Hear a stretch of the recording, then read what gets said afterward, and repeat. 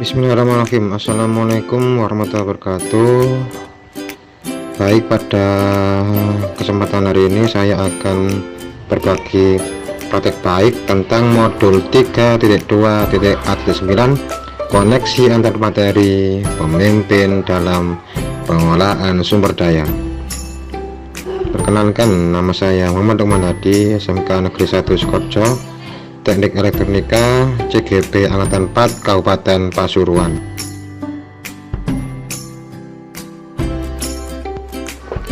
Soalnya yaitu tujuan pembelajaran khusus. Yang pertama, CGP mampu menghubungkan materi modul ini dengan modul yang didapatkan sebelumnya.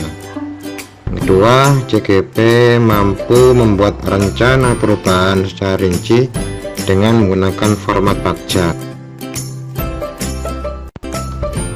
Pada sesi pembelajaran kali ini, Anda diberikan tantangan untuk membuat kesimpulan dan juga koneksi antar materi yang sudah diberikan dengan materi lainnya selama proses pendidikan guru penggerak.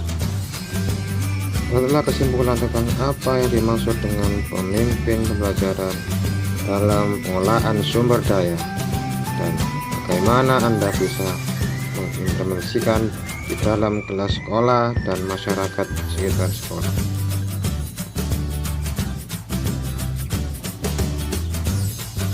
Sekolah adalah sebuah interaksi antar faktor biotik dan abiotik.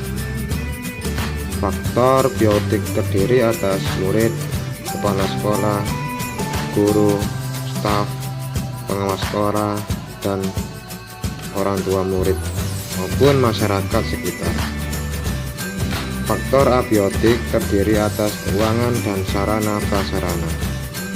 Kedua unsur ini harus mampu saling menguatkan dan menciptakan hubungan yang benar.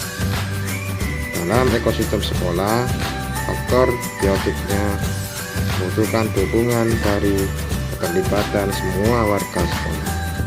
Sedangkan abiotik adalah memaksimalkan ruang kelas dan praktek siswa dalam keberhasilan pembelajaran. Seorang pemimpin wajib membangun ekosistem pendidikan di sekolah dan merubah mindset pembelajaran yang berkembang melalui kreativitas sebagai bentuk keberhasilan pendidikan. Memaksimalkan semua kekuatan aset sekolah yang ada dan berupaya dalam memberdayakan pengembangan demi kemajuan sekolah sesuai visi dan misi yang sudah dibuat. Jelaskan dan berikan contoh bagaimana hubungan pengolahan sumber daya akan membantu proses pembelajaran menjadi lebih berkualitas. Sumber daya atau aset dimiliki komunitas adalah kunci dari perbaikan kehidupan. Dalam prakteknya, dari segi pengembangan sekolah itu ada 7, diantaranya modal manusia, sosial, fisik, lingkungan alam, finansial, politik, serta agama atau budaya. Dari ketujuh modal inilah dapat mendukung kegiatan pembelajaran dan pengembangan minat bakat murid yang merdeka. Contohnya, pemberdayaan sumber daya lingkungan dan budaya Al-Banjari yang ada di daerah terus dilestarikan melalui kegiatan ekstrakurikuler di sekolah. Berikan beberapa contoh bagaimana materi ini juga ada hubungannya dengan materi yang ada. Dapatkan selama proses pendidikan guru penggerak. Filosofi pendidikan KHD menyesuaikan dengan kodratnya agar dapat bahagia dan nyaman dalam proses pembelajaran. Nilai yang positif harus dimiliki pemimpin adalah mengolah sumber daya agar efektif. Guru penggerak juga harus mampu menerapkan pembelajaran berdiferensiasi dan pengambilan keputusan pembelajaran dengan kesadaran penuh. Inilah cara untuk menemukan solusi dengan memaksimalkan aset pemanfaatan sumber daya yang dimiliki. Sebagai pemimpin dalam pembelajaran, pengolahan sumber daya harus sesuai visi dan misi yang telah diperjuangkan melalui metode Bagja.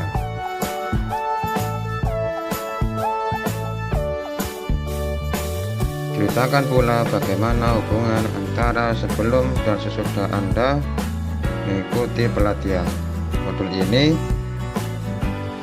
melalui pemikiran Anda setelah mempelajari modul ini. Sebelum saya belajar modul ini, itu terkesan pengetahuan masih terbatas yang selalu fokus pada masalah utama. Setelah mempelajari modul ini, ada perubahan pada diri saya dengan merancang program dan mengorganisasikan kompetensi dan sumber daya yang dimiliki dengan komunitas praktisi. Ada kekurangan atau kelemahan.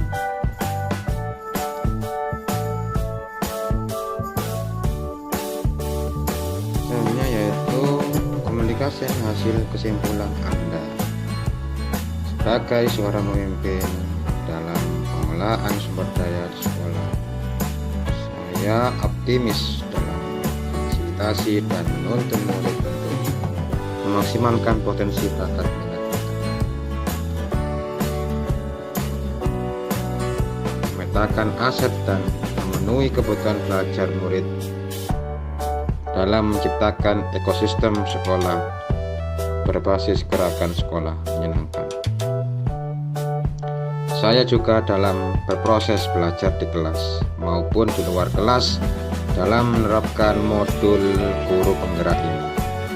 Semoga kegiatan aksi nyata yang sudah saya lakukan ini memberikan dampak perubahan positif untuk kemajuan pendidikan di sekolah. Baik, selanjutnya adalah saya membuat rancangan perubahan dengan metode Bagja sebagai berikut. Zaman saiki zaman kemajuan, sembarang kaler kudu transparan. Rakyat sing ditarik urunan, tapi gak ketuman pembangunan.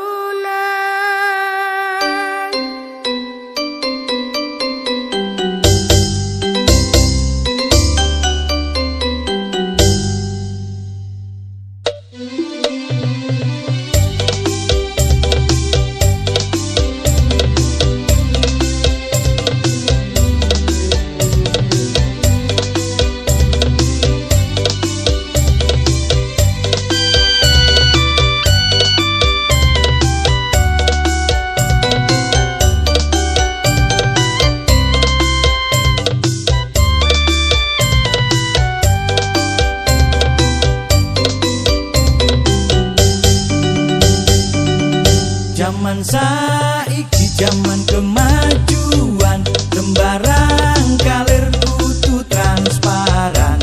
Rakyat sing ditarik urunan, tapi gak ketuman pembangunan. Pasuruan